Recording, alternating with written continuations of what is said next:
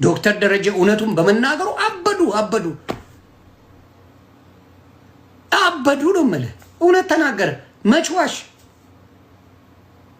እናንተ ቤት ዘፈን ቤት እንኳን ይዘፈናል እንዴ? የሚያሳፍር ዘፈኖች አይደል የምትዘፍነው? ተው እንጂ የሚሰቀጥጥ ነገር አይደል ቸርች ውስጥ የምታረጉት? ሴት ስታባሩ አይደል የምትሉት? የትኛው ጤነኛ ፓስተር አለና? አብዛኛው እውነተኛው በስቶ መጥፎቹ ቢያንሱ እኔ ችግር የለብኝም። እውነተኛ ፓስተሮች በጣም ብዙ ነው። ይህ ነው የማይረቦቱ ትንሽ ቢሆኑ ኖሮ ምን ትላለህ? ይሄማ በኦርቶዶክስም አለ በእስላሙም አለ ብለህ ታልፈዋል። አብዛኛው ፓስተር ነብይ ምናምን የምትለው ሌባ 6 7 አግብቶ የፈታ ዱርዬ ሴት ሲያጫውት የነበረ ሚስቱን ሲበድል የነበረ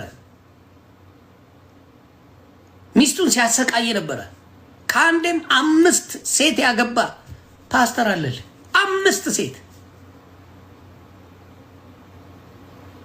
እናንተ ናችሁ አሁን መንግስታችን ተነካ እያላችሁ ምጮት ልቃሚ።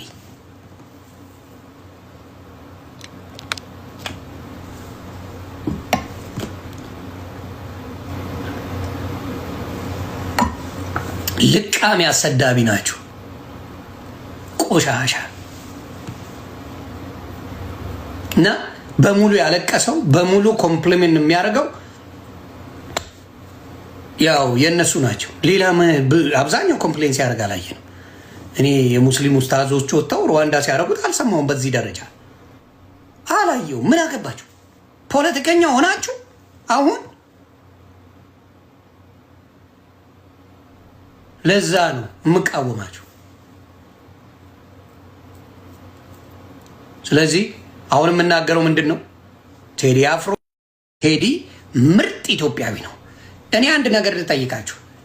የኛ አጼዎች ኢትዮጵያን ባያቆሟት እና አጼ ቴዎድሮስ እና አጼ ዮሐንስ እና አጼ ሚኒሊክ እና አሉላ አባ ነጋ እና አብዲሳ አጋ እና ባልቻ አባ ነፍሶ ኢትዮጵያን ባያቆሟት ማን ያቆማት ነበር? ዛሬ የምትገኘው ኢትዮጵያ ትኖር ነበር? በማን ትኖር ነበር? የጣሊያን ልቃሚ ነበር የምትሆነው። የእንግሊዝ ገረድ ነበር የምትሆነው። ይህን እንኳን ታውቁታላችሁ። አሁን ስትማረሩ ሳይ ዶማ ማን ነው ሀገር የሰጠህ? አንተ ሸንታ ይህንን እንኳን